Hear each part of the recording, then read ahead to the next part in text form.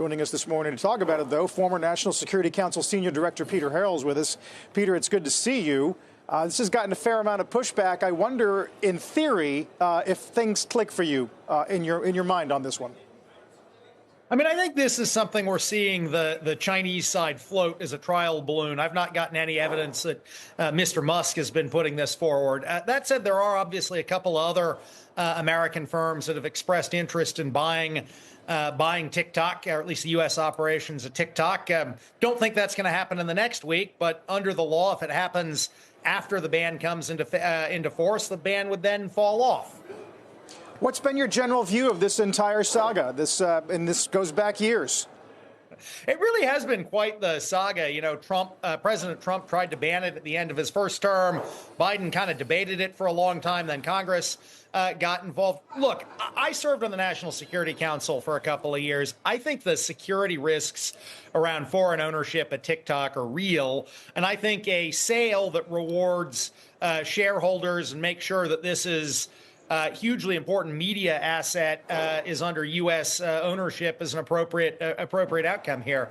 You know, the other thing I keep in mind is that while we think of TikTok and this whole issue around foreign control of media is new, it's actually not. You know, if you look back at history, the U.S. has long been worried about foreigners owning radio stations and TV stations. Maybe you shouldn't talk about this on CNBC, but if you look at one of your competitors, the reason Rupert Murdoch became a U.S. citizen is because he wanted to buy Fox News back in the 1980s, and he had to be a U.S. citizen then to do it. And so this isn't really a new issue. It's just a kind of new application of a very old issue that we've had to grapple with. You know, the Chinese, and my understanding from ByteDance is it's been made clear to them at this point, have no interest in allowing ByteDance to sell TikTok. So we are kind of faced with the real possibility of it being shut down, so to speak. Now, perhaps that'll change, as you pointed out, after some time if it's been shut down in the U.S. But, you know, they say they have some other plans. I'm not quite sure what they are.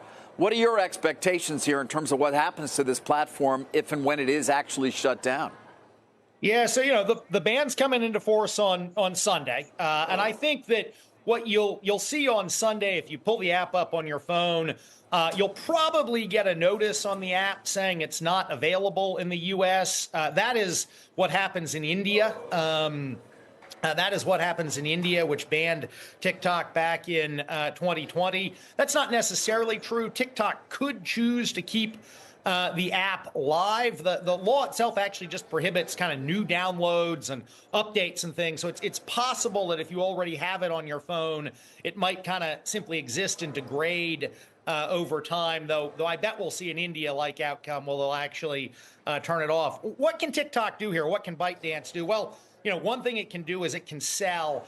I actually discount a lot of the statements to date. I mean, TikTok kind of had to say we won't be sold because they were challenging the law in court, because they don't want to encourage lowball offers. So they kind of had to say that they didn't want to sell. I'm not sure that's going to be the case after Sunday when their choice is either destruction, all this value, or a sale. So I think they may revisit that. There are obviously a couple of consortiums out there, including one called Project Liberty and a couple of others that are putting together bids for this. So I think we may see a sale.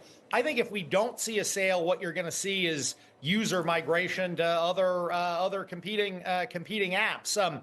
Under the law, one final point, because I know there's been some press on this. Under the law, actually, the ban would apply to any other ByteDance-owned apps as well. So it's not that ByteDance really has an option of setting up, you know, TokTik or some other new app and migrating users over there.